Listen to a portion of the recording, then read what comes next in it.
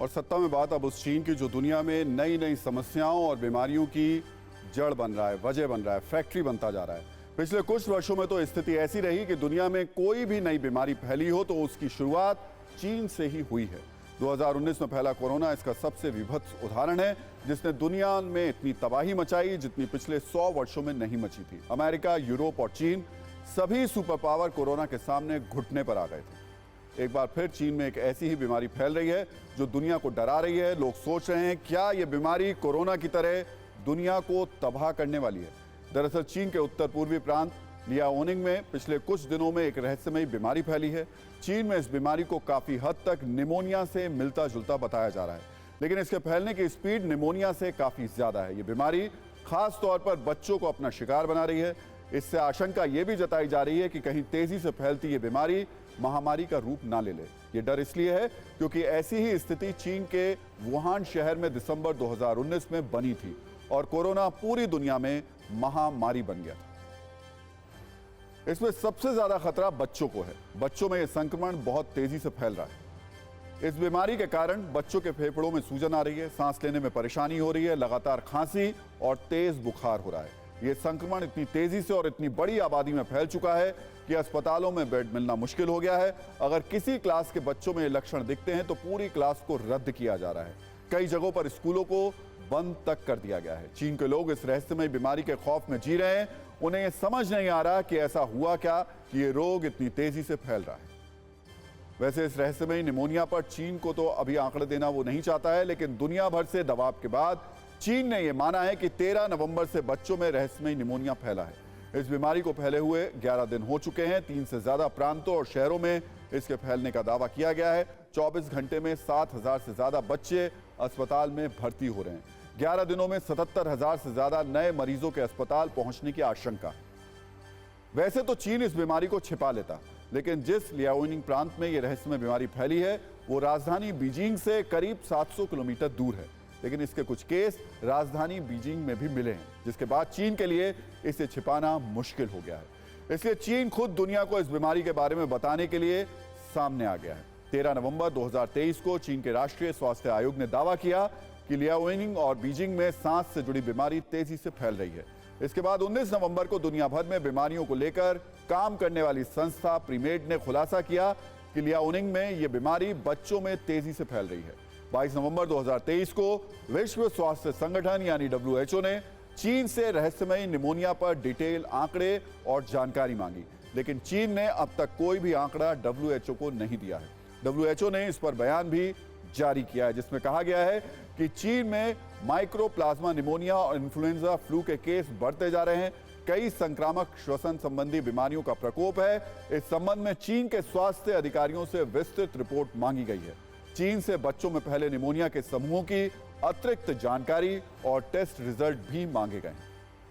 इस रहस्यमय बीमारी का पता चलने के बाद अब शक गहरा रहा है कि कहीं यह भी कोरोना की तरह किसी दवा के प्रयोग का नतीजा तो नहीं है, क्योंकि कोविड-19 संक्रमण पर कुछ स्टडी के बाद ऐसे आरोप लगे थे कि वुहान की लैब में हुए प्रयोग के बाद कोरोना फैला था।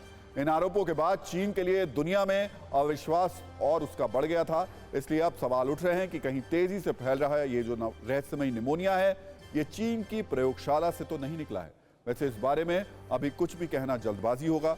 फिलहाल ये देखना होगा कि निमोनिया से कितने बच्चे संक्रमित हो रहे हैं और कितने बच्चों को अस्पताल में भर्ती कराया जा रहा है। साथ ही ये भी देखना होगा कि इस निमोनिया की संक्रामक दर कितनी है। अभी कुछ दिन इंतजार करना होगा। इसके बाद चीन में फैल रही इस बीमारी को लेकर तस्वीर कुछ साफ हो सकेगी, लेकिन फिर भी सभी देशों को सतर्क रहने की जरूरत है, खासकर तब जब चीन सही आंकड़ा देने के लिए कुख्यात रहा है। जो सही आंकड़ा वो नहीं देता है।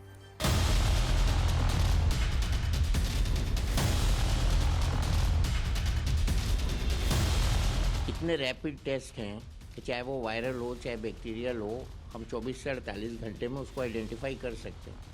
और ये मैं मानता ही नहीं कि वो आइडेंटिफाई नहीं हुआ है, हो चुका है, लेकिन बता नहीं रहे। इवन वो WHO को नहीं बता रहे।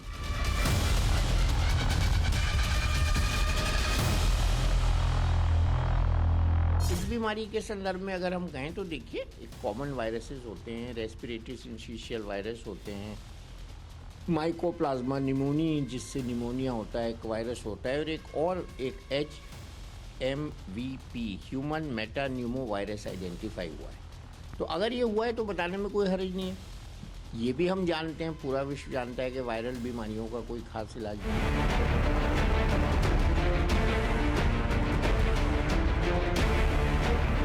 कोई ऐसा ही वायरस है जो बच्चों में निमोनिया कर रहा है। तो कोविड तो ज़्यादातर विश्व में लोगों को इम्यूनिटी हो गई है और अब कोविड की सावधानी तो एक ही रह गई है, मास्क, सोशल डिस्टेंसिंग।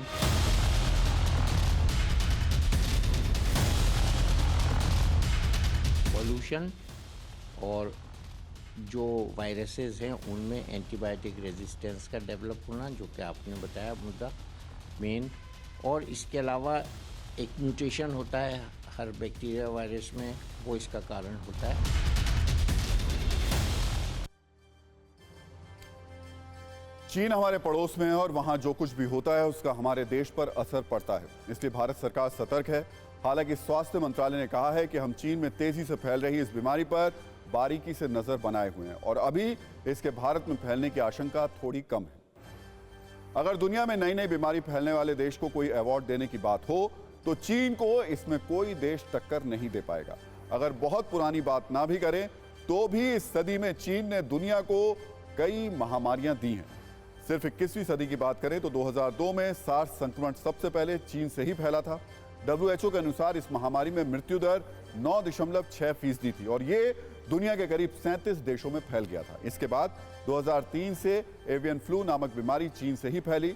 ये वायरस चीन समेत एशिया, यूरोप और अफ्रीका में फैलना शुरू हुआ। 2013 में इंसान के संक्रमित होने का मामला चीन में भी सामने आया। 2007 में चीन से स्वाइन फ्लू के फैलने का भी दावा है। हालांकि यह भी दावा किया जाता रहा है कि स्वाइन फ्लू पहले भी कई जगहों पर फैल चुका था। इसके बाद यह चीन में फैला और 2019 में फैले कोविड-19 ने तो पूरी दुनिया में तबाही मचा दी थी। इसके अलावा monkeypox, Zika virus, Ebola virus, SARS और मार्स, ये सारी बीमारियां चीन से ही फैली। सत्ता में